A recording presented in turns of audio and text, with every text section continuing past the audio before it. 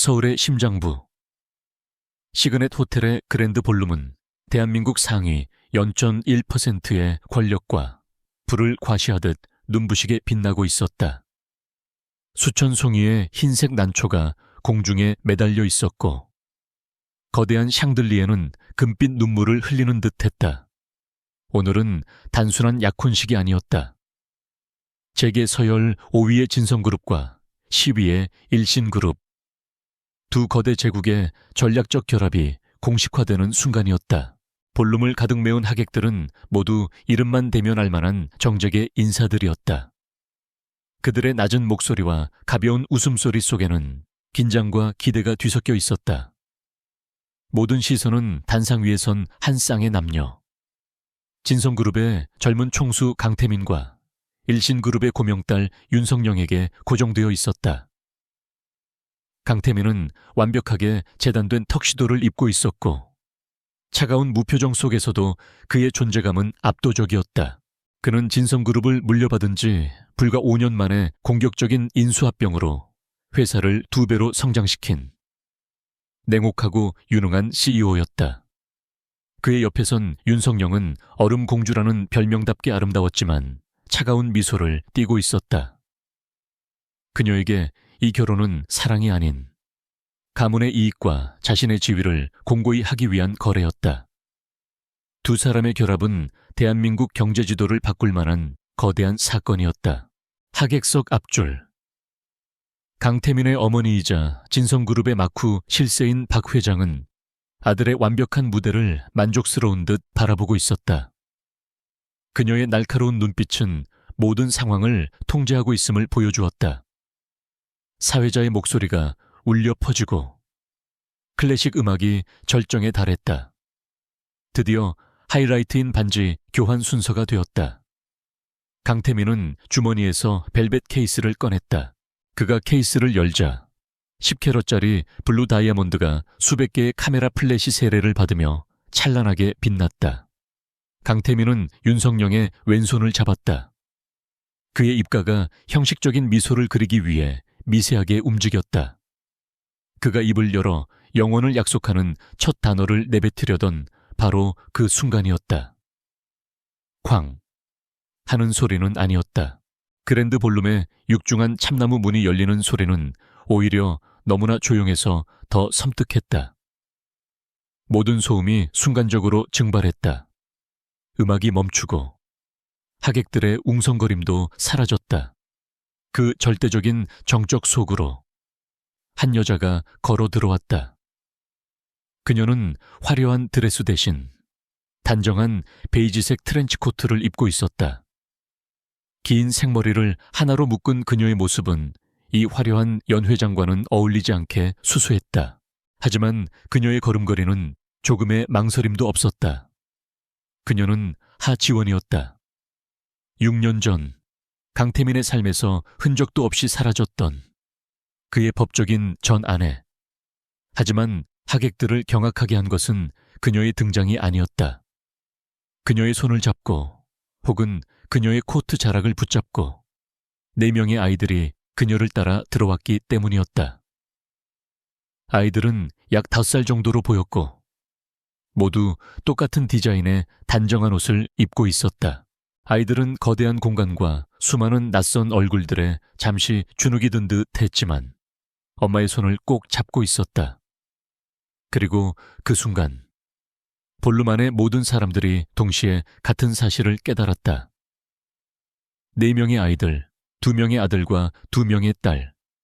그 아이들의 얼굴은, 특히 그들의 날카로운 눈매와 오똑한 콧날, 고집스럽게 담은 입술은 단상 위에 서 있는 강태민을 경악할 정도로 똑같이 닮아 있었다. 그것은 단순한 닮음이 아니었다. 유전자의 강력한 복제였다. 강태민의 얼굴에서 냉혹함과 세월의 흔적을 지우고 순수함과 호기심을 더하면 정확히 저 아이들의 모습일 터였다. 시간은 완전히 멈췄다. 강태민은 반지를 든 채로 굳어버렸다. 그의 완벽하게 통제되던 얼굴 근육이 처음으로 경련을 일으켰다. 동공이 격렬하게 흔들렸고 핏기가 가시면서 얼굴이 창백하게 질려갔다. 그의 손에서 벨벳 케이스가 미끄러졌다. 툭! 값비싼 다이아몬드 반지가 바닥에 떨어져 대구르르 굴러가는 소리가 정적 속에서 천둥처럼 크게 울렸다. 윤석영의 얼굴은 분노로 일그러졌다. 그녀의 계산된 미소는 산산조각 났고 그녀는 믿을 수 없다는 듯이 강태민과 하지원을 번갈아 쳐다보았다. 그녀의 손톱이 드레스를 움켜쥐었다. 이것은 그녀의 무대에서 일어날 수 있는 최악의 스캔들이었다. 박 회장은 앞줄에서 벌떡 일어섰다. 그녀의 얼굴은 분노로 붉게 타올랐다. 저 여자를 당장 끌어내. 경호원들은 뭘 하고 있는 거야. 그녀의 고함이 볼륨을 울렸지만 경호원들조차 이 비현실적인 광경에 감히 끼어들지 못하고 망설였다. 수백 명의 하객들은 숨을 죽인 채 이 막장 드라마의 다음 장면을 기다렸다. 기자들은 이성을 되찾고 미친 듯이 카메라 셔터를 눌러대기 시작했다. 이것은 단순한 스캔들이 아니었다. 진성그룹과 일신그룹의 합병에 치명타를 날릴 수 있는 대한민국 재계를 뒤흔들 폭탄이었다. 하지만 하지원은 그 모든 혼란 속에서 꿋꿋이 서 있었다. 그녀는 자신에게 쏟아지는 수백 개의 시선이나 터져 나오는 카메라 플래시에도 눈 하나 깜짝하지 않았다. 그녀의 시선은 오직 한 사람. 단상 위에 강태민에게만 고정되어 있었다. 그녀의 눈빛은 복잡했다. 슬픔도 분노도 원망도 아니었다. 그보다 훨씬 더 깊고 차가운 모든 것을 각오한 사람의 단단한 결의가 담겨 있었다. 그녀는 강태민의 흔들리는 눈동자를 피하지 않고 똑바로 마주했다. 마치 얼음장 같은 그녀의 시선이 그에게 속삭이는 듯했다. 그래, 나야, 하지원. 그리고 이 아이들은 당신의 아이들이야. 한 아이가 엄마의 코트 자락을 잡아당기며 작은 목소리로 물었다. 엄마, 저 아저씨가 아빠예요. 그 작은 물음은 마이크를 통해 볼륨 전체로 울려 퍼졌다. 강태민은 그제야 아이들에게로 시선을 돌렸다. 자신과 똑같이 생긴 4개의 얼굴. 그는 자신의 인생이, 그가 공들여 쌓아 올린 완벽한 성이 지금 이 순간 산산조각 나고 있음을 깨달았다. 하치 의원은 천천히 입을 열지 않았다. 그녀는 아무 말도 할 필요가 없었다. 그녀의 존재 자체가, 그리고 그녀 옆에 서 있는 4명의 아이들이 강태민의 과거와 현재, 그리고 미래를 향한 가장 강력하고도 잔인한 선고였다. 아이들은 호기심 어린 눈으로 자신들과 똑같이 생긴 남자를 바라보고 있었다. 그 순진무구한 시선이 강태민의 심장을 꿰뚫었다. 그는 숨을 쉴 수 없었다. 이 화려한 연회장은 순식간에 그를 심판하는 거대한 법정으로 변해버렸다. 그리고 하지원은 그 법정의 중심에서 모든 것을 지켜보고 있었다.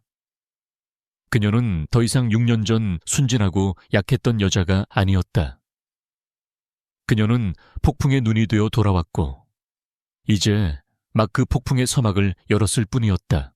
시그넷 호텔 그랜드 볼룸의 정적은 단 몇 초 만에 혼돈으로 바뀌었다.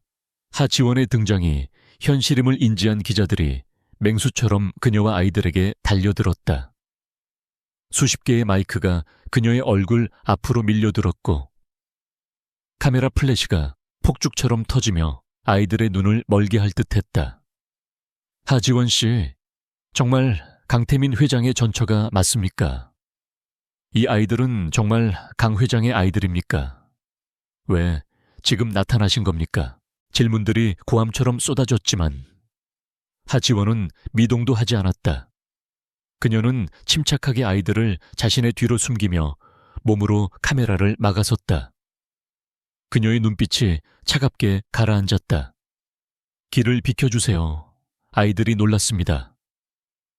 그녀의 목소리는 크지 않았지만 그 안에 담긴 단호함은 기자들을 순간적으로 주춤하게 만들었다. 그 틈을 타 미리 대기하고 있던 사설. 경호원 몇몇이 재빨리 그녀와 아이들을 애워싸고 길을 텄다.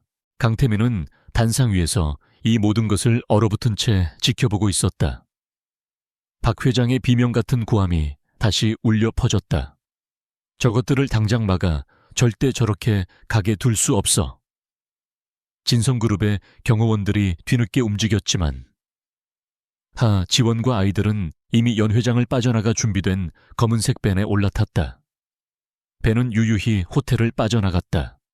남겨진 것은 완전히 아수라장이 된 연 회장과 산산조각난 약혼식, 그리고 대한민국 재계를 뒤흔들 초대형 스캔들이었다.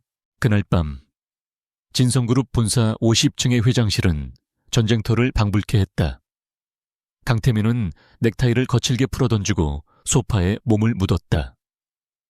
그의 얼굴은 여전히 창백했지만 이제 충격은 분노로 변해 있었다.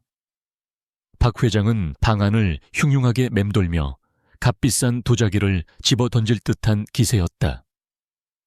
감히 내 아들의 약혼식에 흙탕물을 끼얹어 그 계집애가 지원이 감히 최고 법무팀장과 홍보전략실장이 땀을 뻘뻘 흘리며 고개를 숙인 채 서 있었다.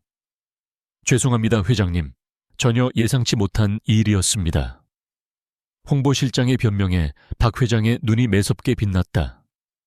예상 이런 건 예상하는 게 아니라 막는 거야. 당장 인터넷에 뜬 기사들 싹 다 내려 그 여자 입을 막아.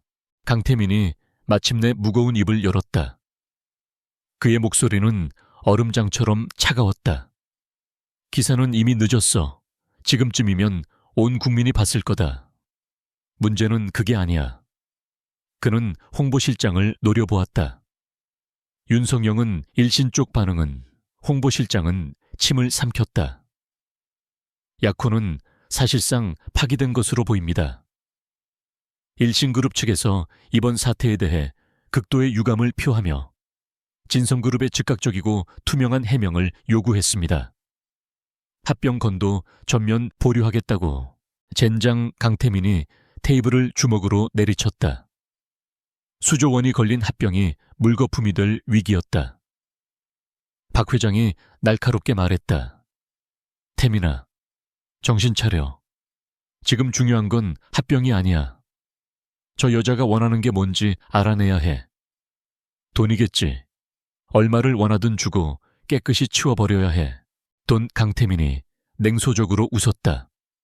돈이었으면 6년 전에 받았겠지. 저 여자는 달라. 그렇게 단순한 상대가 아니야. 그는 6년 전 어머니의 손에 이끌려 서류에 도장을 찍고 떠나던 하지원의 마지막 눈빛을 기억했다. 원망이나 슬픔이 아니었다. 체념이었지만 그 안에 뭔지 모를 불씨가 남아있었다. 단순하지 않으면 어쩔 거냐. 박 회장이 소리쳤다. 아이들까지 데리고 나타났어. 네 아이들이라는 걸 만천하에 공개했잖아. 저건 명백한 협박이야. 법무팀장이 조심스럽게 입을 열었다. 회장님, 일단 급한 불부터 꺼야 합니다. 여론을 우리 쪽으로 돌려야 합니다. 그는 준비해온 태블릿을 내밀었다. 하지원이라는 여자가 돈을 노리고 의도적으로 접근했으며 아이들을 이용해 진성그룹을 협박하려 한다는 기사를 배포하겠습니다. 전형적인 꽃뱀 프레임입니다. 대중은 이런 자극적인 이야기에 쉽게 동요합니다. 강태민은 잠시 화면을 응시했다. 꽃뱀. 한때 사랑했던, 아니, 사랑했다고 믿었던 여자를 그렇게 매도해야 한다는 사실이 잠시 그의 발목을 잡았지만 그는 곧 감정을 지웠다. 좋아. 그렇게 해. 그의 목소리에는 일말의 망설임도 없었다. 가용할 수 있는 모든 언론 채널을 동원해 지원을 돈에 미친 파렴치한 여자로 만들어. 그리고 법무팀은 당장 접근금지 가처분 신청 준비해. 내 명예를 훼손하고 기업 이미지를 실추시킨 대가를 똑똑히 치르게 해줄 테니까. 그의 명령이 떨어지자 진성그룹이라는 거대한 기계가 일사불란하게 움직이기 시작했다. 수십억의 자금이 언론사와 포털 사이트, 심지어 소셜미디어의 여론조작팀에까지 흘러 들어갔다. 불과 몇 시간 만에 인터넷 여론은 뒤바뀌기 시작했다. 충격 재벌가 약혼식에 나타난 의문의 여성, 거액의 양육비 요구. 6년간 숨어있다 나타난 이유, 결국 돈 때문이었나.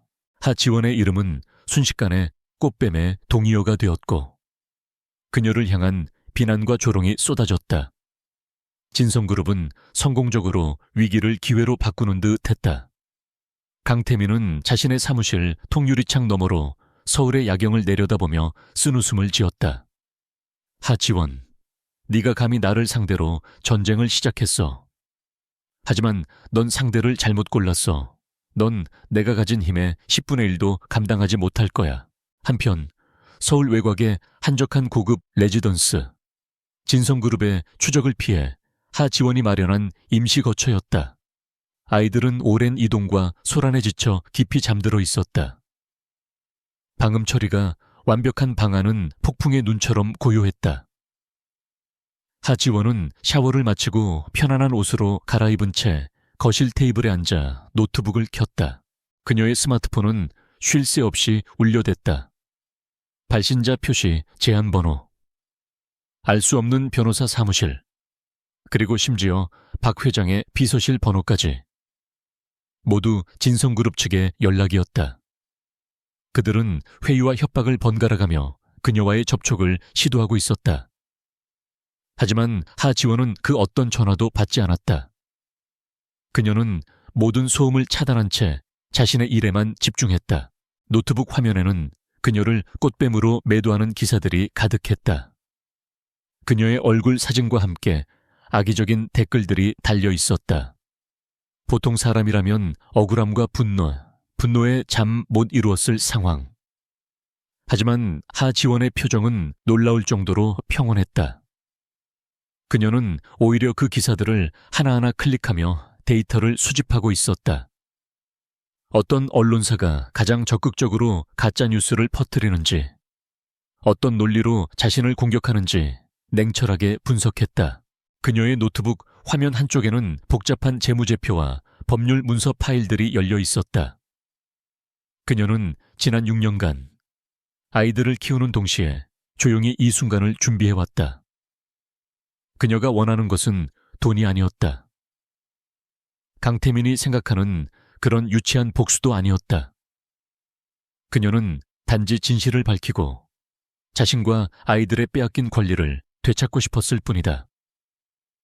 그리고 무엇보다 자신을 나락으로 떨어뜨린 자들에게 그들이 저지른 짓의 대가를 묻고 싶었다. 하지원은 자신을 향한 비난 기사창을 닫고 새로 작성 중이던 법률 문서 파일을 열었다. 그녀의 손가락이 키보드 위에서 빠르고 정확하게 움직이기 시작했다. 진성그룹은 지금쯤 자신들이 승리했다고 생각하겠지. 하지만 그들은 몰랐다. 이것은 시작에 불과하다는 것을. 그리고 그들이 지금 상대하고 있는 여자가 그들의 거대한 제국을 뿌리째 흔들 수 있는 열쇠를 쥐고 있다는 사실을. 진성그룹이 쏟아부은 막대한 자금은 즉각적인 효과를 발휘했다. 하지원이 약혼식장에 등장한 지 불과 하루 만에 그녀는 대한민국에서 가장 파렴치한 꽃뱀이 되어 있었다. 포털 사이트 메인 뉴스는 온통 그녀를 비난하는 기사로 도배되었다. 아이들 앞세워 수백억 요구. 6년간 숨어 지낸 진짜 이유, 치밀하게 계획된 협박극. 강태민은 자신의 집무실에서 이 모든 상황을 보고받으며 차가운 위스키를 한 모금 삼켰다. 여론전은 성공적이었다. 이 정도면 일신그룹의 윤석영 측에도 최소한의 명분은 세워준 셈이었다. 물론 합병은 당분간 보류되었지만 이 사태만 깔끔하게 수습하면 다시 협상 테이블에 앉을 수 있을 터였다. 박 회장은 한결 여유를 되찾은 듯 합의했다. 그녀는 아들의 사무실에 들러 값비싼 차를 마시며 말했다. 거 봐라. 태민아, 저런 천한 것들은 결국 돈이야. 저렇게 온갖 망신을 주고 나면 이제 슬슬 변호사를 통해 연락이 올 거다. 얼마를 원하느냐고. 그럼 적당히 쥐어주고 다시는 이 땅에 발 못 붙이게 외국으로 쫓아버리면 그만이야. 강태민도 그 말에 동의했다. 6년 전에 하지원은 순진했지만 고집이 있었다. 하지만 6년 동안 아이 넷을 혼자 키웠다면 그 고집도 가난과 현실에 달아 없어졌을 터였다. 그가 예상한 시나리오는 명확했다. 하지원이 변호사를 통해 거액의 합의금을 요구하고 그는 그 대가로 아이들을 포기하라는 각서를 받아내는 것. 그는 자신의 막강한 법무팀이 하지의원 측에 어설픈 변호사를 어떻게 압도할지 눈에 선했다. 그는 상대방의 연락을 기다렸다. 하지만 이상하게도 며칠이 지나도록 지원 측에서는 어떠한 금전적 요구도, 심지어 협박 전화 한 통도 오지 않았다. 그녀는 마치 연기처럼 다시 사라진 듯 했다. 진성그룹 법무팀이 발송한 명예훼손 및 접근금지 가처분 신청. 서류는 수취인 불명으로 반송되었다. 그녀가 머물던 레지던스는 텅 비어 있었다. 강태민의 인내심이 바닥을 드러내기 시작할 무렵 마침내 하지원 측의 첫 번째 움직임이 포착되었다. 하지만 그것은 강태민이나 박 회장이 예상했던 방식이 전혀 아니었다. 그것은 은밀한 협상 테이블이 아니었다. 진성그룹 법무팀 사무실에 도착한 것은 개인 변호사의 내용 증명이 아니라 서울가정법원의 이름이 선명하게 찍힌 공식 등기 우편이었다. 법무팀장은 떨리는 손으로 서류 봉투를 뜯었다. 안에 담긴 서류 한 장을 읽어 내려가던 그의 얼굴이 하얗게 질렸다. 그는 즉시 강태민에게 내선 전화를 걸었다. 회장님, 지금 당장 올라가겠습니다. 몇 분 뒤 법무팀장은 강태민의 책상 위에 그 서류를 올려놓았다. 강태민은 짜증스럽게 서류를 집어들었다. 그의 시선이 서류 상단의 제목에 멎었다. 소장, 친자 인지 청구의 소. 강태민의 눈이 가늘어졌다. 위자료 청구도, 양육비 청구 소송도 아니었다. 오직 아이들이 당신의 친자임을 법적으로 인정하라는 가장 기본적이고 근원적인 요구였다. 이것은 돈을 원하는 사람의 행동이 아니었다. 강태민은 순간 망치로 머리를 한 대 맞은 듯한 혼란을 느꼈다. 박 회장도 소식을 듣고 달려왔다. 뭐라고 친자인지 그게 무슨 말 같지도 않은 소리야. 당연히 네 아이들이지. 그걸 몰라서 묻는 거야. 이건 우리를 조롱하는 거야. 그녀는 분노했지만 법무팀장의 표정은 그 어느 때보다 심각했다. 회장님, 이것은 매우 영리하고 무서운 수입니다. 법무팀장이 마른 침을 삼키며 말했다. 지원 씨는 지금 우리와 감정 싸움이나 돈 싸움을 하겠다는 게 아닙니다. 오직 법의 테두리 안에서 가장 정당한 방법으로 싸우겠다는 선전포고입니다. 강태민이 소장을 다시 찬찬히 훑어보았다. 그리고 그의 시선이 소송 대리인란에 적힌 이름에서 멈췄다.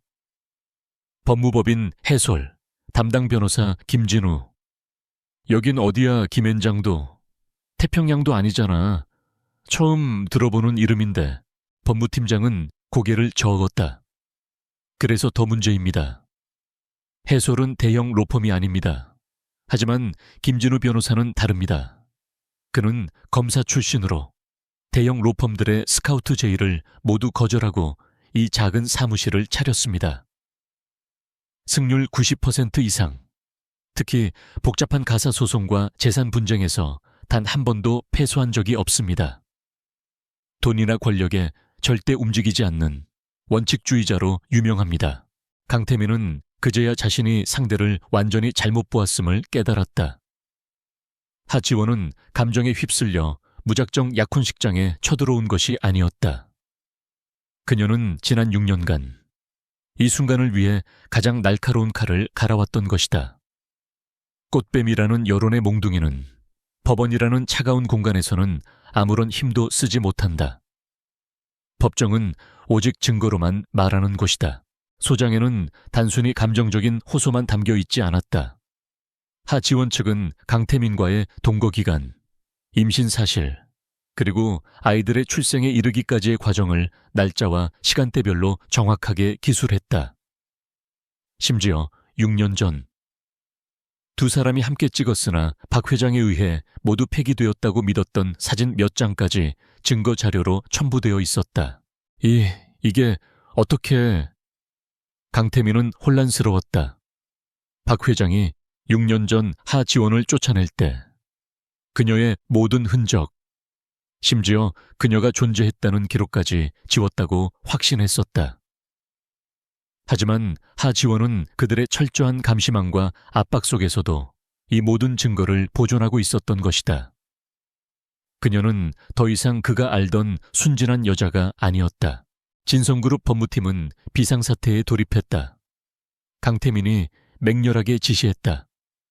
당장 재판을 연기시켜 무슨 수를 써서라도 시간을 끌어. 그리고 저 김진우라는 변호사.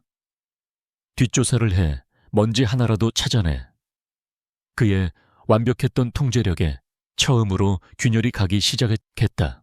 진성그룹의 막강한 변호인단은 즉시 방역에 나섰다. 그들은 온갖 법적 기술을 동원해 소송 절차를 지연시키려 했다. 서류 송달을 고의로 피하고 관할권 이의를 제기했으며 심지어 하지원이 제출한 증거가 불법적으로 수집되었다며 증거 능력을 문제 삼았다. 그들은 이 싸움을 법정 밖의 여론전으로 끌고 가려 애썼다. 하지만 법무법인 해솔의 김진우 변호사는 그들의 모든 수를 이미 예측하고 있다는 듯 한 발 앞서 차분하게 대응했다. 그는 언론의 어떠한 인터뷰 요청에도 응하지 않았다. 오직 법원에 제출하는 공식 서면으로만 이야기했다. 그의 논리는 바위처럼 단단하고 간결했다. 이로 인 하지원은 오직 아이들의 법적 지위를 확인받고 싶을 뿐입니다. 피고 강태민 측이 진실로 떳떳하다면 어째서 가장 확실한 증거인 유전자 검사를 이토록 회피하는 것입니까? 이 한마디는 법원을 설득하기에 충분했다. 강태민이 여론을 조작하기 위해 뿌렸던 꽃뱀 프레임이 오히려 그의 발목을 잡는 부메랑이 되어 돌아오기 시작했다. 진성그룹이 뭔가 숨기는 게 있나? 왜 자기 자식이라는데 검사를 거부하지? 돈을 노린 거라더니 소송 내용은 돈이 아니잖아. 여론이 미묘하게 술렁이기 시작했다. 결국 법원은 강태민 측의 지연 전수를 받아들이지 않았다. 재판부는 이례적으로 신속하게 첫 번째 신문 기일을 지정하고 양측의 유전자 검사 수검 명령을 내릴 것을 강력하게 시사했다. 강태민은 자신의 사무실에서 법원의 명령서를 받아들고 치를 떨었다. 그가 하지원을 돈으로 매수하려 했던 것은 최악의 오판이었다. 그녀는 돈을 원한 것이 아니었다. 그녀는 강태민의 아이들이라는 그 무엇과도 바꿀 수 없는 법적 지위를 원했다. 그리고 그것은 강태민이 가진 돈이나 진성그룹의 권력으로도 막을 수 없는 가장 강력하고도 정당한 무기였다. 하지원은 이제 막 첫 번째 수를 두었을 뿐인데 강태민은 자신이 거대한 체스판의 한가운데로 끌려 들어왔음을 직감했다. 그는 비서실을 통해 법무팀장을 호출했다. 김진우 변호사 말고 하지원, 그녀를 직접 만나게 해. 마지막으로 제안해. 소송 취하 조건으로 원하는 액수를 말하라고. 이게 내 마지막 배려라고 전해. 하지만 그의 목소리는 더 이상 이전처럼 자신감에 차 있지 않았다. 며칠 뒤 법무팀장은 굳은 얼굴로 돌아왔다. 만나주지 않았습니다. 김진우 변호사를 통해서만 답변이 왔습니다. 강태민이 턱을 까딱했다. 뭐라고 하던가. 법무팀장이 땀을 닦으며 입을 열었다. 아이들의 아버지를 찾는 일에 돈은 필요 없습니다. 모든 것은 법원의 결정에 따르겠습니다. 라고 했습니다. 그 순간 강태민은 6년 만에 처음으로 하지원이라는 이름 앞에서 두려움과 비슷한 서늘한 감정을 느꼈다. 그녀는 변했다. 완전히. 그리고 무섭게 변했다. 강태민은 자신의 집무실에서 법무팀이 제출한 친자 인지 소송 관련 보고서를 찢어버릴 듯이 노려보고 있었다. 그의 완벽하게 관리된 얼굴에는 처음으로 이해할 수 없다는 혼란이 서려 있었다.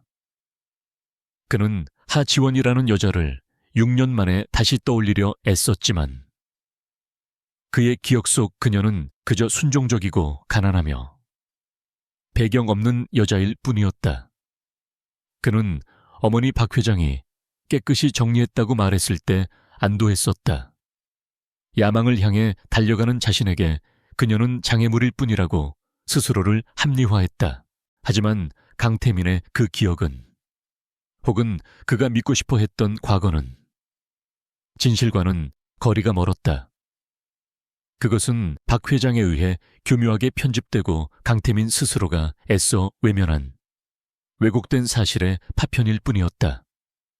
6년 전의 하지원은 강태민이 지금의 자리에 오르는데 결정적인 공헌을 한 그의 가장 날카로운 무기이자 유일한 안식처였다.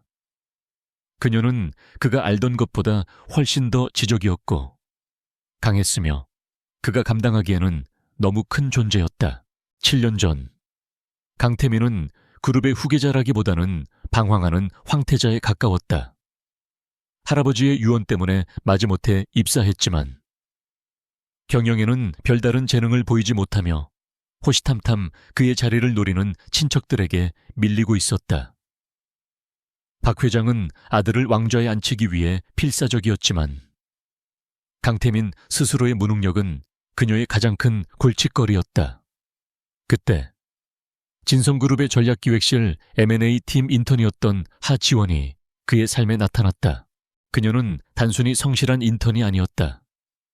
하지원은 숫자의 흐름을 읽고 그 뒤에 숨겨진 기업의 본질을 꿰뚫어보는 천재적인 감각을 지니고 있었다.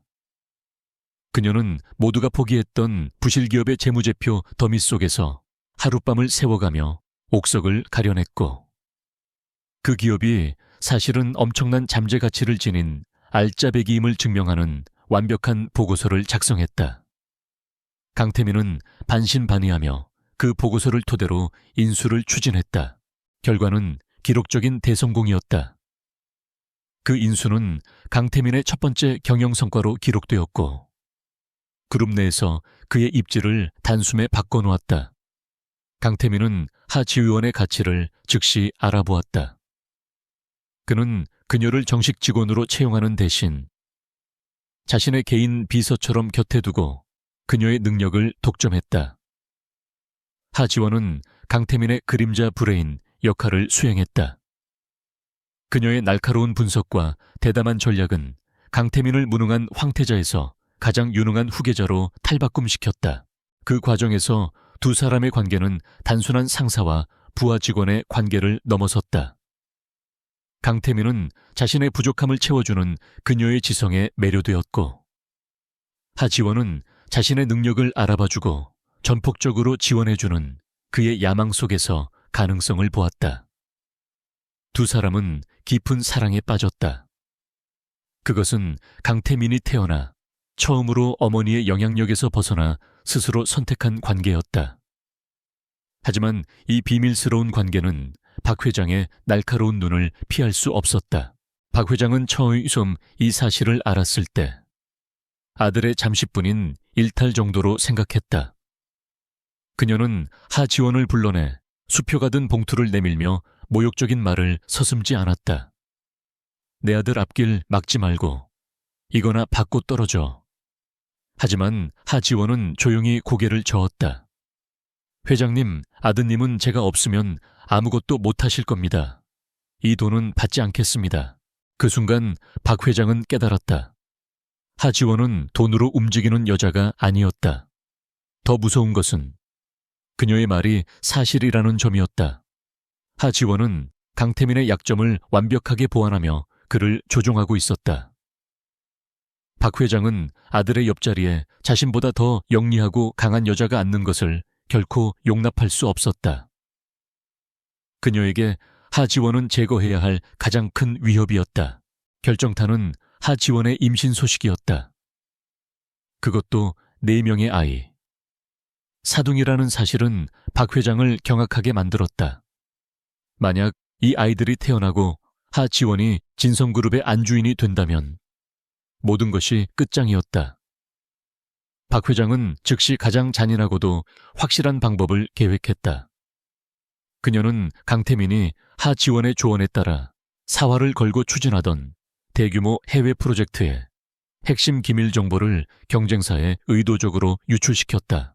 진성그룹은 수천억 원대의 손해를 입을 위기에 처했고 강태민은 패닉에 빠졌다. 박 회장은 이 모든 사태의 주범으로 하지원을 지목했다. 그녀는 하지원이 경쟁사로부터 거액의 돈을 받고 기밀을 팔아넘겼다는 완벽하게 조작된 증거들을 아들 앞에 내밀었다. 하지원의 개인 계좌에 입금된 정체불명의 거액, 경쟁사 임원과의 밀회 사진까지 모든 것이 치밀하게 조작되어 있었다. 강태민은 배신감에 치를 떨었다. 그는 하지원의 결백을 믿고 싶었지만 눈앞의 증거와 회사가 무너질지도 모른다는 공포, 그리고 어머니의 집요한 속삭임 앞에서 이성을 잃었다.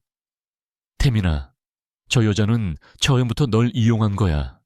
네가 아니라 진성그룹을 노린 거라고. 지금 저 여자를 쳐내지 않으면 우린 다 죽어. 야망과 사랑의 기로에서.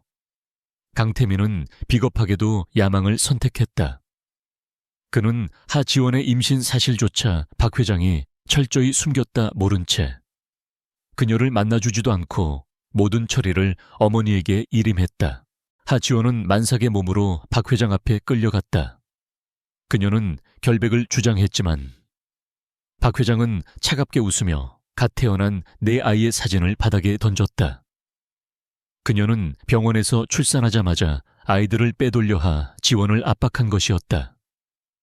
네가 감옥에 가든 말든 상관없어. 하지만 이 아이들은 네 손에 달렸어. 영원히 사라져. 네가 스파이라는 사실을 인정하고 조용히 떠나면 아이들은 살려주지. 하지만 버틴다면 이 갓난 것들이 무슨 일을 당할지 나도 몰라. 하지원은 무너졌다. 그녀는 아이들을 살리기 위해 스파이 혐의를 인정한다는 각서에 피눈물을 흘리며 서명했다. 그녀는 그날 밤 최소한의 현금만 쥔 채 아이들을 안고 조용히 한국을 떠났다. 강태민에게는 하지원이 모든 혐의를 인정하고 거액의 합의금을 챙겨 도망친 것으로 보고되었다. 그는 그렇게 믿었고 지난 6년간 단 한 번도 그녀를 의심하지 않았다. 서울 외곽의 레지던스. 하지원은 6년 전 그날을 떠올리며 잠든 아이들의 이마를 쓸어보았다. 6년간 그녀는 죽은 듯이 숨어 지냈다. 하지만 그녀는 단순한 도망자가 아니었다. 그녀는 금융 분석가로서의 감각을 단 하루도 놓지 않았다. 그녀는 박 회장이 자신에게 덮어씌운 산업 스파이라는 죄목을 그대로 되돌려주기 위해 6년간 멀리서 진성그룹의 모든 자금 흐름을 추적해왔다. 특히 박 회장이 조성한 거대한 비자금의 흐름을. 강태민은 고작 친자인지 소송에 흔들리고 있지만 그는 아직 알지 못했다. 지원이 6년간 준비한 진짜 칼은 그가 그토록 지키고 싶어 했던 진성그룹의 심장과 그의 어머니 박 회장의 목을 동시에 겨누고 있다는 것을. 약혼식장의 등장은 거대한 전쟁의 시작을 알리는 서곡에 불과했다. 그녀는 자신을 배신한 남자와 자신을 나락으로 떨어뜨린 여자에게 가장 처절한 방식으로 대가를 치르게 할 준비를 끝마친 상태였다. 법원의 결정은 빠르고 단호했다. 강태민 측 변호인단이 제시한 온갖 지연 사유에도 불구하고 재판부는 친자 인지 청구의 본질을 꿰뚫어 보았다. 사안의 중대성을 고려할 때 불필요한 논쟁을 종식시킬 가장 확실한 방법은 과학적 증거입니다. 법원은 강태민과 4명의 아이들에 대한 유전자 검사 수검 명령을 내렸다. 이는 사실상의 강제 명령이었다. 진성그룹은 발칵 뒤집혔다. 박 회장은 자신의 사무실에서 고함을 질렀다. 검사라니 감히 내 아들에게 그런 굴욕을 안겨 법원도 우리 편이 아니란 말이야. 법무팀장은 식은땀을 흘리며 설명했다. 회장님, 이건 형사사건이 아니라 가사사건입니다. 친자 확인은 법원의 고유 권한입니다. 만약 회장님께서 정당한 사유 없이 검사를 거부하시면 법원은 그 자체를 불리한 증거로 채택할 수 있습니다. 심지어 검사 없이도 인지 판결을 내릴 수 있습니다. 강태민은 창밖을 바라보며 굳어 있었다. 거부할 수 없었다. 여기서 거부하는 것은 스스로 아이들의 아버지임을 인정하면서 동시에 여론의 엄청난 비난까지 감수하겠다는 뜻이었다. 그의 자존심이 허락하지 않았다. 그는 6년 전 하지원을 내칠 때처럼 이 상황 역시 자신이 통제할 수 있다고 믿고 싶었다. 그는 차갑게 고개를 돌렸다. 검사, 하지. 그의 목소리는 낮고 단호했다. 대신 완벽하게 준비해. 언론은 절대 접근 못하게 하고 검사기관은 우리가 지정한 곳으로 한다. 한치의 오차도 어떤 스캔들도 용납 못해. 그는 이 굴욕적인 절차를 가장 조용하고 신속하게 끝내버리고 싶었다. 하지만 하지원 측의 김진우 변호사는 그들의 의도를 정확히 간파했다. 김진우 변호사는 즉각 법원에 이의를 제기했다. 피고 측이 지정하는 기관은 검사 결과의 공정성을 담보할 수 없습니다. 법원에서 지정하는 제3회 국립과학수사 연구기관에서 양측 변호인이 입회한 가운데 검사를 진행해야 합니다. 법원은 이 요청을 합리적이라 판단하고 즉시 받아들였다.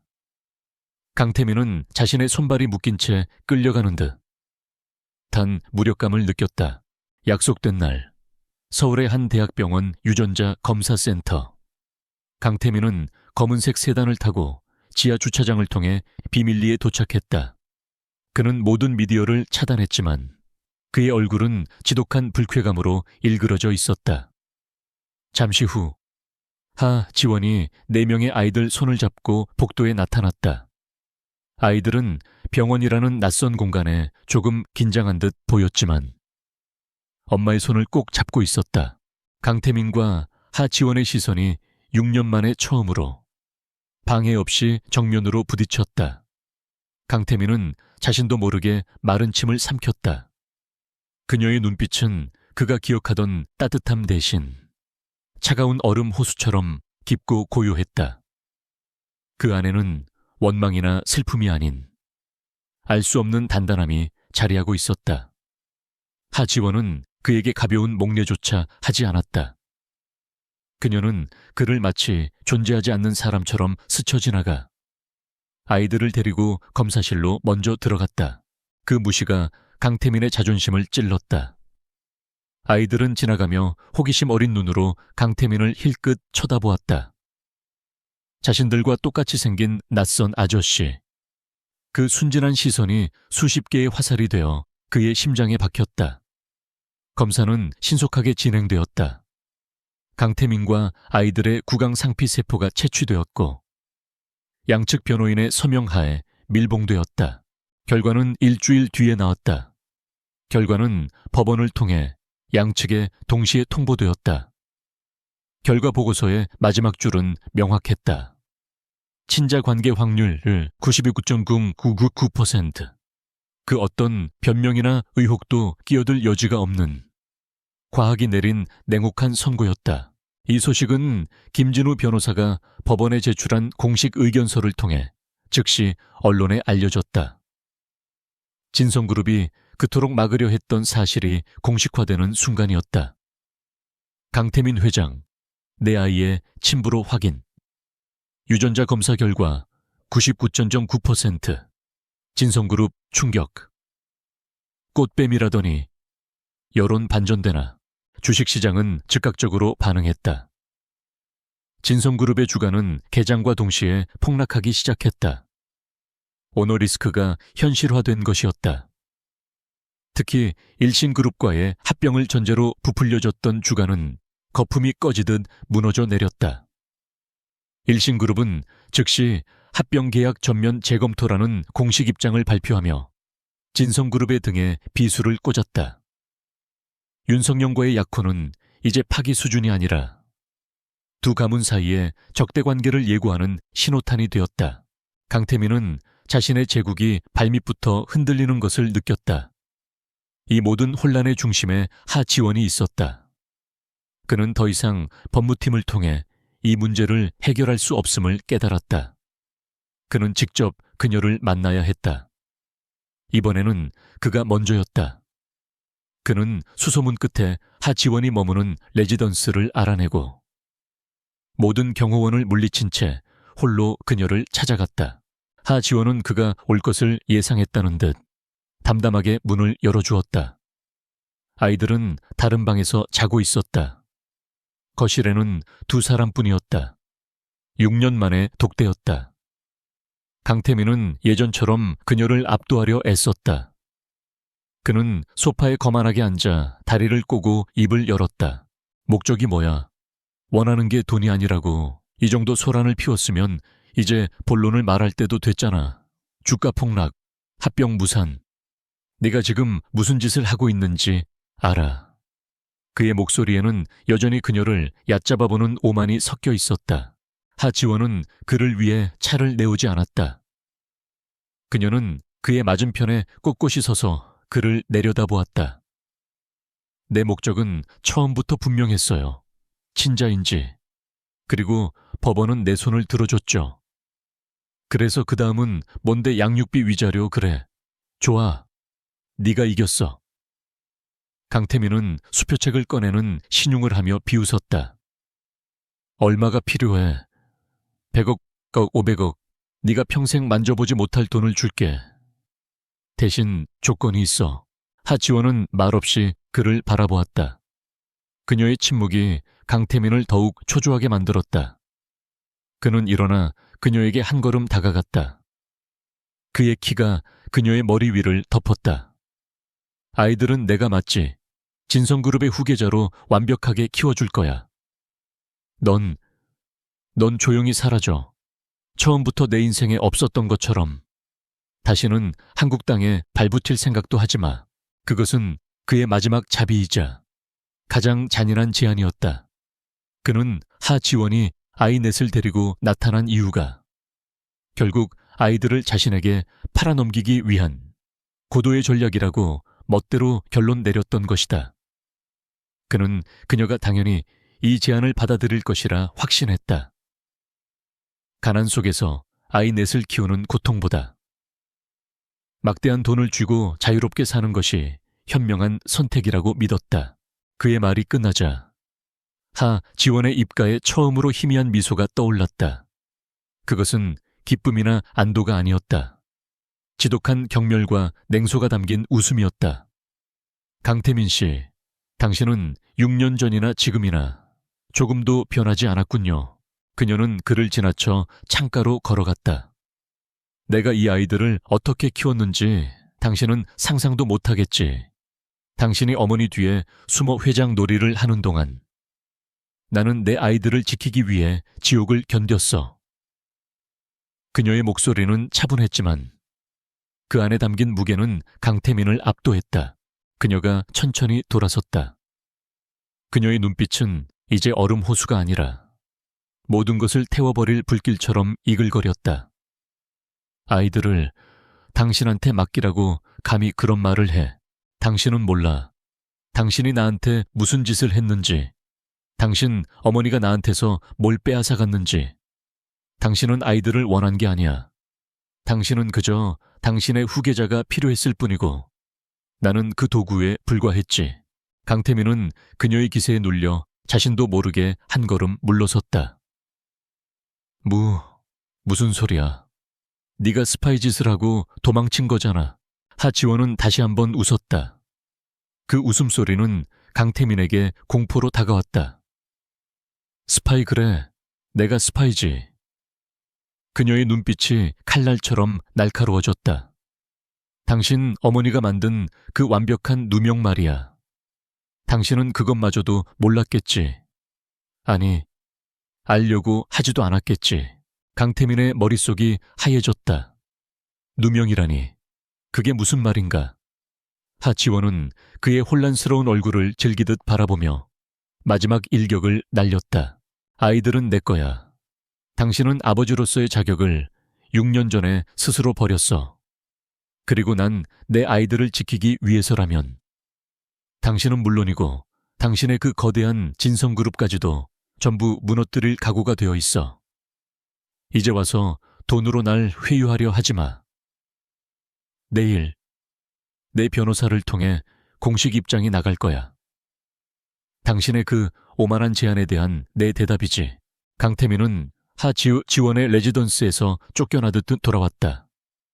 그의 얼굴은 분노가 아니라 처음 느껴보는 종류의 당혹감과 모멸감으로 굳어 있었다.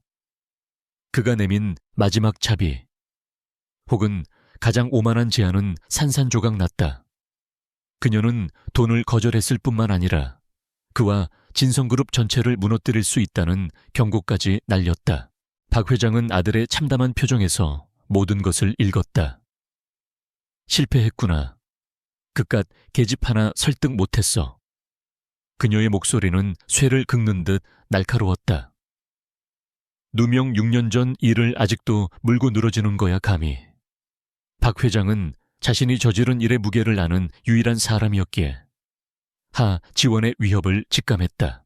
강태민은 어머니를 바라보았다. 어머니, 6년 전에 정말 무슨 일이 있었던 겁니까? 하지원이 말한 누명이라는 게, 그는 처음으로 어머니의 완벽한 시나리오에 의심을 품기 시작했다. 하지만 박 회장은 아들의 약한 소리를 용납하지 않았다. 지금 그게 중요해. 내 아비처럼 감상에 빠질 거야. 당장 저 여자를 밟아 죽이지 않으면 우리가 죽어. 박 회장의 눈이 뱀처럼 번뜩였다. 이제 와서 법이나 여론 따위가 무슨 소용이야. 저 여자가 아이들을 키울 자격이 없다는 걸 증명하면 돼. 그녀는 비서실장을 호출했다. 내가 아는 해결사들 연락해. 하지원, 그 여자 뒷조사 다시 해. 뭐라도 좋아. 마약을 하든 도박을 하든 증거가 없으면 만들어서라도 가져와. 강태민은 어머니의 잔인한 지시를 말리지 않았다. 하지원의 경멸 어린 눈빛이 그를 막다른 골목으로 몰아넣었다. 그녀가 자신을 무너뜨리겠다고 선언한 이상 그가 먼저 그녀를 제거해야 했다. 법적 공방은 이미 졌다. 이제 남은 것은 진성그룹이 가장 잘하는 방식, 즉 더럽고 은밀한 권력의 힘을 이용하는 것뿐이었다. 진성그룹의 해결사들이 움직이기도 전, 바로 다음 날 새벽, 대한민국 모든 언론사의 정치부, 사회부, 경제부 기자들에게 한 통의 이메일이 발송되었다. 발신인은 법무법인 해솔이었다. 내용은 충격적이었다. 하지원 씨 관련 긴급 기자회견. 금일 오전 10시 프레스센터. 언론계는 발칵 뒤집혔다. 꽃뱀 스캔들의 당사자. DNA 검사로 강태민 회장의 아이들 엄마임이 밝혀진 여자가 드디어 입을 연다는 소식이었다. 모든 방송국이 생중계 차량을 급파했고 기자들은 프레스센터로 몰려들었다. 이것이 양육비 협상을 위한 마지막 쇼일지 아니면 거대한 폭로의 시작일지 아무도 예측하지 못했다. 강태민과 박 회장은 이른 아침 식사 자리에서 이 소식을 접했다. 박 회장의 손에서 찻잔이 떨어져 박살났다. 기자회견 저 미친년이. 강태민은 즉시 홍보실에 전화했다. 당장 마가 프레스센터에 압력을 넣어 그 어떤 언론사도 저걸 보도하지 못하게 해. 하지만 이미 늦었다. 김진우 변호사는 이미 모든 것을 준비해 두었다. 기자회견은 이미 여러 인터넷 매체를 통해 실시간 스트리밍이 예고된 상태였다. 진성그룹의 압력으로 막을 수 있는 수준을 넘어선 대국민 공개 선언이었다. 강태민은 무력하게 TV 화면을 켤 수밖에 없었다. 그곳에서 모든 것이 결정될 터였다. 오전 10시 정각. 프레스센터는 발 디딜 틈 없이 꽉 찼다. 수백 개의 카메라 플래시가 한 지점으로 집중되었다. 단상으로 걸어 나오는 하지원. 그녀는 어제 집에서 입었던 편안한 옷이 아닌 단정하지만 날카로운 짙은 네이비색 정장을 입고 있었다. 화장기 없는 얼굴이었지만 그 어떤 위압감보다 강렬했다. 그녀는 김진우 변호사와 함께 자리에 앉았다. 쏟아지는 플래시 세례에도 그녀는 눈 하나 깜박하지 않았다. 그녀는 마이크를 잡고 심호흡을 한 번 했다. 그랜드 볼룸에 들어섰을 때보다 더 많은 시선이 쏠려 있었지만 그녀는 더 이상 도망자가 아니었다. 그녀는 심판자였다. 안녕하십니까. 지원입니다. 그녀의 목소리는 낮고 차분했지만 마이크를 통해 전국으로 울려 퍼졌다. 저는 오늘 그동안 저와 제 아이들을 둘러싼 모든 거짓과 왜곡을 바로잡고 제가 왜 6년 만에 아이들과 함께 나타날 수밖에 없었는지 그 진실을 말씀드리고자 이 자리에 섰습니다. 그녀는 먼저 강태민의 제안을 언급했다. 어제 강태민 회장은 저에게 거액의 돈을 제시하며 아이들의 친권을 포기하고 영원히 사라질 것을 요구했습니다. 그는 제가 돈을 목적으로 아이들을 이용한다고 믿고 있습니다. 하지만 저는 그 제안을 거절했습니다. 기자석이 술렁였다. 제가 원하는 것은 돈이 아닙니다.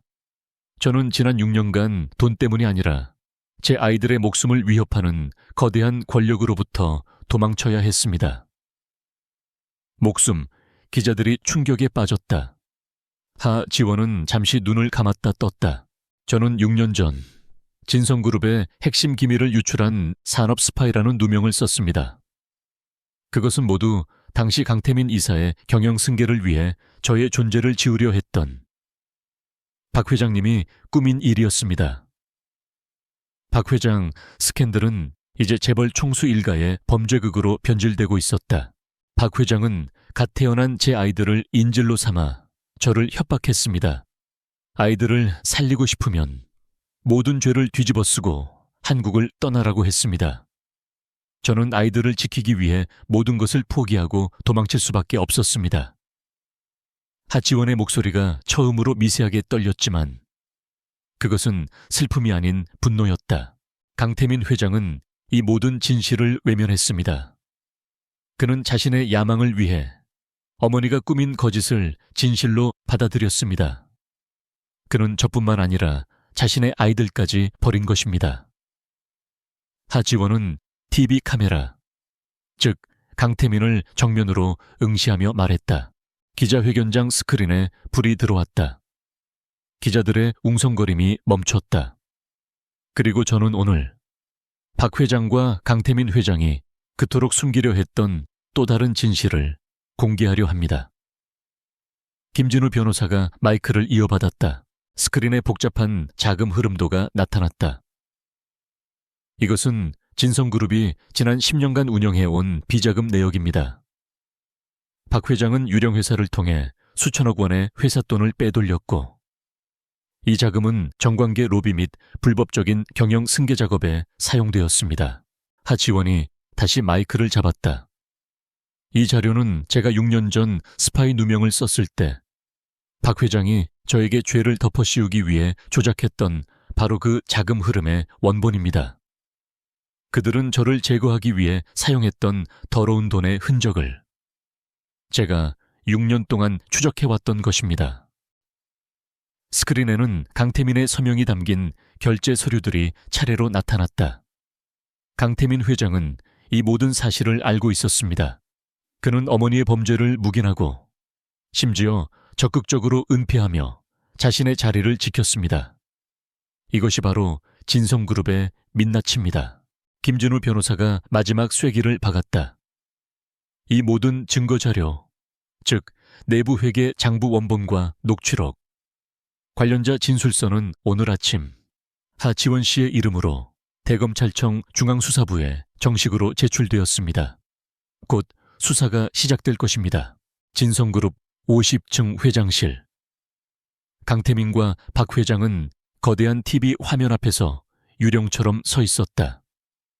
하지원의 마지막 말이 떨어지는 순간 박 회장은 비명을 지르며 뒤로 넘어졌다. 저게 다 거짓말이야. 전현이 조작한 거야. 그녀의 목소리는 공포로 갈라져 있었다. 강태민은 주저앉았다. 그는 조작이 아님을 알았다.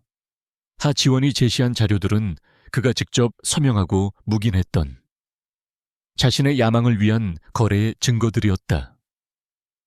6년 전 자신이 버렸던 여자가 자신의 모든 것을 쥐고 돌아와 그의 심장에 칼을 꽂은 것이었다. 그는 모든 것을 잃었다. 그 순간 육중한 회장실 문이 거칠게 열렸다. 비서실장의 만류도 뿌리치고 검은 정장의 남자들이 쏟아져 들어왔다. 그들은 차가운 목소리로 말했다. 서울중앙지검입니다. 특정경제범죄 가중치 어벌법상 횡령 및 배임 혐의로 압수수색 영장을 집행하겠습니다. 같은 시각 프레스센터. 하 지휘원은 쏟아지는 질문 세례를 뒤로 하고 단상을 내려왔다. 그녀는 창밖을 바라보았다. 맑은 하늘, 6년간 그녀를 짓눌렀던 거대한 어둠이 마침내 걷히는 순간이었다. 이것은 복수가 아니었다. 잃어버린 자신과 아이들의 삶을 되찾기 위한 처절한 정의의 실현이었다. 하지원의 기자회견이 끝난 직후 대한민국은 문자 그대로 뒤집혔다. 대검찰청 중앙수사부는 하지원이 제출한 자료가 워낙 방대하고 구체적이어서 이례적으로 신속하게 움직였다. 진성그룹 본사 50층, 강태민의 집무실 문이 열리고 검사와 수사관들이 들이닥쳤을 때 강태민과 박 회장은 여전히 TV 화면 속 하지원의 얼굴을 멍하니 바라보고 있었다. 박 회장이 먼저 정신을 차리고 비명을 질렀다. 너희들 지금 여기가 어디라고 함부로 들어와. 당장 내 변호사 불러. 이건 불법 침입이야. 그녀의 목소리는 날카로웠지만 공포로 인해 우스꽝스러울 정도로 떨리고 있었다. 수사관들은 그녀의 고함에 눈 하나 깜짝하지 않고 차가운 목소리로 압수수색 영장을 내밀었다. 특정경제범죄가중 처벌법상 횡령 및 배임. 시장 교란 혐의입니다. 박 회장님과 강태민 회장님은 즉시 출국 금지되셨으며 본사 건물 전체를 압수수색하겠습니다. 그들의 손에는 하 지휘원이 6년간 모은 빼도 박도 못할 증거의 사본이 들려 있었다. 모든 것이 그녀의 시나리오대로 움직이고 있었다. 강태민은 저항하지 않았다. 그는 자신의 제국이 무너지는 소리를 들었다.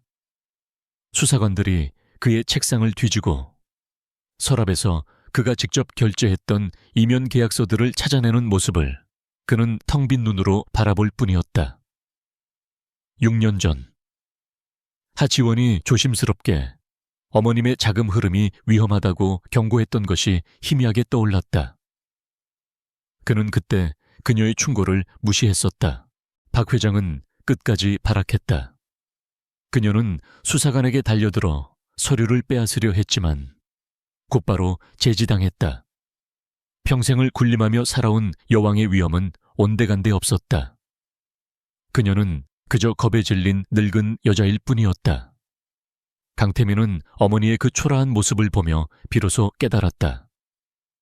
자신이 숭배했던 어머니의 힘이란 것이 결국 불법과 탐욕으로 쌓아 올린 모래성이었음을 진성그룹의 붕괴는 다음 날 아침 주식시장 개장과 동시에 시작되었다. 진성그룹 추, 거래 정지, 창립 이래 최대 위기, 오너 일가 동시 수사, 협력사 연쇄 부도 위기. 하 지원이 던진 돌은 거대한 산사태를 일으켰다. 수십 년간 대한민국 경제의 한 축을 담당했던 거대 기업이 단 하루 만에 무너져 내렸다. 일신그룹의 반응은 예상대로 차갑고 신속했다. 윤석영의 아버지가 직접 나섰다. 진성그룹과의 모든 합병 논의를 즉각 중단한다. 도덕성에 치명적인 결함이 있는 기업과는 단 하나의 거래도 진행할 수 없다. 윤석영은 단 한 번도 강태민에게 연락하지 않았다. 그들의 관계는 처음부터 사랑이 아닌 거래였고 강태민은 거래 가치를 상실한 불량품일 뿐이었다. 검찰 수사는 거침없이 진행되었다. 하지원이 제출한 자료는 너무나 완벽해서 진성그룹의 변호인단조차 손을 쓸 수 없었다. 박 회장이 차명 계좌를 통해 조성한 비자금의 흐름, 그 돈이 흘러들어간 정관계 인사들의 명단까지 수사는 진성그룹 게이트를 넘어 대한민국 상류층 전체를 뒤흔드는 거대한 태풍으로 번져나갔다. 박 회장과 강태민은 나란히 구속 수감되었다.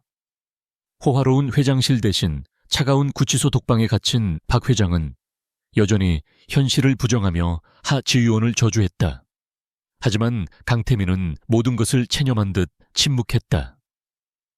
그는 6년 전 자신이 벌였던 선택이 자신의 모든 것을 파멸시켰음을 인정해야 했다. 그의 오만함이 그의 발목을 베어버린 것이다. 몇 달 후 법원의 판결이 내려졌다.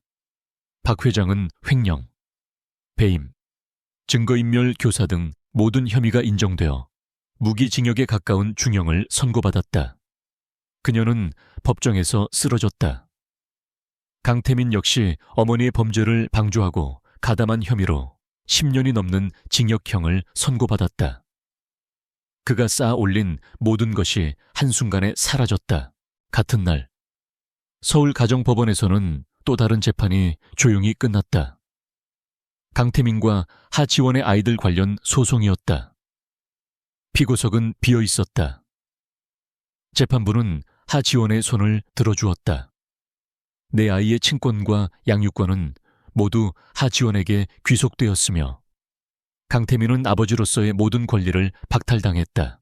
또한 법원은 아이들의 미래를 위해 강태민이 범죄를 저지르기 전부터 보유하고 있던 합법적인 개인 자산의 일부 박 회장의 비자금과는 무관한 상속분을 아이들의 양육비 및 교육비 명목으로 하지원에게 지급하라고 판결했다.